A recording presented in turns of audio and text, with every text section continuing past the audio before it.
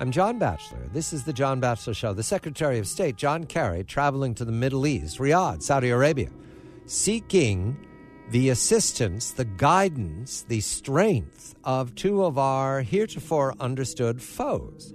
One is Russia, Moscow, the Kremlin. The other is Tehran, in particular the supreme leader in the IRGC. John Kerry is seeking their assistance, Russia and Iran, to stabilize the Middle East, especially when it comes to the Syrian civil war.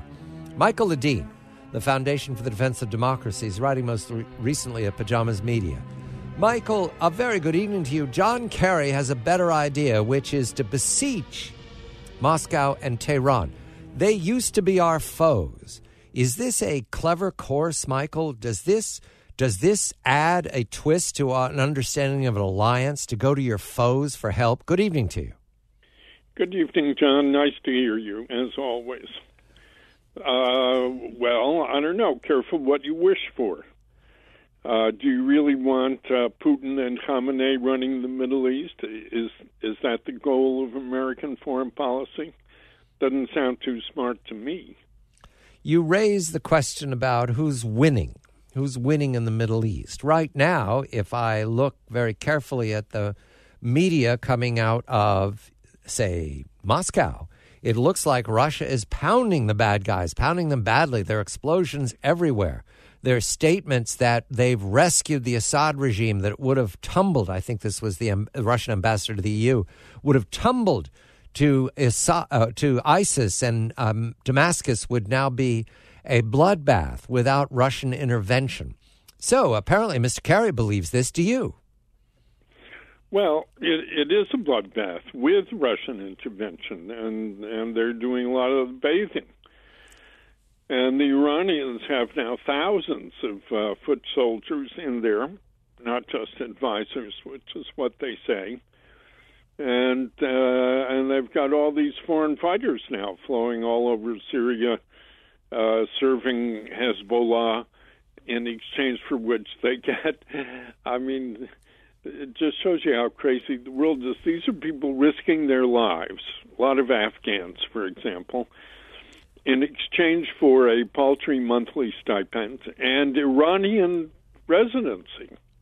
Think of that. You could go live in that paradise, in the Mahdi's paradise. And all you have to do is go fight for Assad in Syria. So, but a lot of the stuff that I've been reading in the last few days actually shows Russians retreating and Iranians getting killed.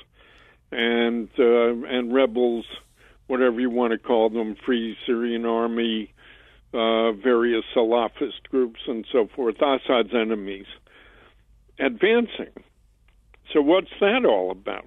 And so I keep asking myself, well, what if they lose? What have you got then? I mean, Obama has been saying from minute one of the Russian jumping into Syria that they're making a big mistake. It's all going to work out badly for them. They're going to get themselves in yet another quagmire, and it won't be good. So now, what is Kerry going to rescue them from their own stupidity? It's very hard to parse this policy. I want to make it even more puzzling, Michael, because Iran is the bad actor in the Yemen civil war. Iran is the bad actor in the Iraq civil war. Iran is the bad actor in the Horn of Africa, in what you'd have to say is a concerted effort to undermine the governance in Sudan, for example, to pick one. And there's reason to believe that Iran is present in smuggling guns into the hands of the Hamas and other bad actors in Gaza. So it's seeking to undermine or at least weaken the Cairo regime. So we're seeking the assistance of Iran that is making war on the whole region. Does this make sense, Michael? Is this the Obama policy? Let's go to our enemies and see how they're doing? Well, it is the Obama policy. The Obama policy has always been, since day one, to forge a strategic alliance with Iran. And so for the last several years, if you wanted to know really why is Obama doing whatever he's doing, The answer has always been because that's what Khamenei wants. And of course, he doesn't want his nuclear deal to blow up. And so he's certainly not going to do anything now to make Khamenei unhappy. Khamenei's already grumbling and about to run his fifth, or is it sixth, Hate America Day in Tehran in the next few days. So, yes, Obama wants Iran and wants Iran to succeed, and he wants Iran to see that he is one of the big reasons why it's succeeding. That's our policy. Therefore, the Obama administration, the president, wants Iran to succeed, but he believes that Russia has made a mistake and is going into the quagmire, and Russia and Iran are allied in saving the Assad regime. So is the president aware that he's wished a quagmire on Iran? Well, no, I don't think he has. And I think that all he cares about is Iran being happy. And also, of course, he doesn't want to pick a fight with Russia. So whatever the Russians are going to do there, they will do, and he's not going to do anything to stop them.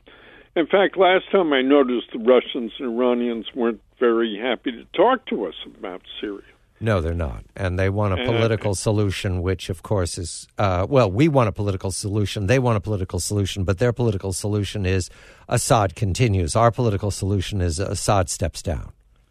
Well, is it really? I read articles in which people say that the main goal of our Syria policy right now is not to provoke an even worse crisis inside Syria. Well, wouldn't there be a worse crisis inside Syria if Assad suddenly fell? I should imagine so. And so what are we doing? I mean, we used to have, once upon a time, there was a red line that said we were going to bring down Assad. Then there were presidential speeches saying Assad has to go. And now what is it? Now it's just total confusion as far as I can say. Just stay out of it, don't get involved, lead from behind, and hope that somehow or other somebody else will sort it out. It's sort of Libya redux. We did Libya primarily because the Europeans were screaming at us, do something, do something. So we did something, as little as we could. And now we've got the Russians and the Iranians going in, and the Russians are there. Why? Because the Iranians failed. The Iranians tried to save Assad. They sent thousands of Hezbollahis and Revolutionary Guards, and General Soleimani, one of the heroes of our time, sent them all into Syria to put down this disorderly ragtag junior varsity insurrection. And they lost. So the Russians are now in there trying to salvage the situation, trying to save Assad because the Iranians can't. Well, in very short order, you're going to have people yelling at each other. I promise you that. Syrians, Iranians, Russians, everybody's going to try to blame somebody else for the fact that it's not going all that well. Look, we for a while underestimated first Al-Qaeda, then the Islamic State. The Russians may well be doing the same thing. These guys are really tough. They're a worthy adversary, if you want to put it that way. They're very good fighters. They're very well funded. They are very well motivated. They think that the Almighty is on their side. And they're fighting, and they'll continue to fight. And as long as they're not wiped out, they'll continue to get lots of Muslims from all over the world pouring in to fight on their side against infidels. After all, the devout followers of Islamic State and Al-Qaeda certainly hate Russia. And they don't have much love for Iran, although they've gotten a lot of help from Iran over the years. They still hate them. So there's an awful lot of tension built into that world, and we're just beginning to see it. Michael Ledeen of the Foundation for the Defense of Democracies. I'm John Batchelor. This is The John Batchelor Show.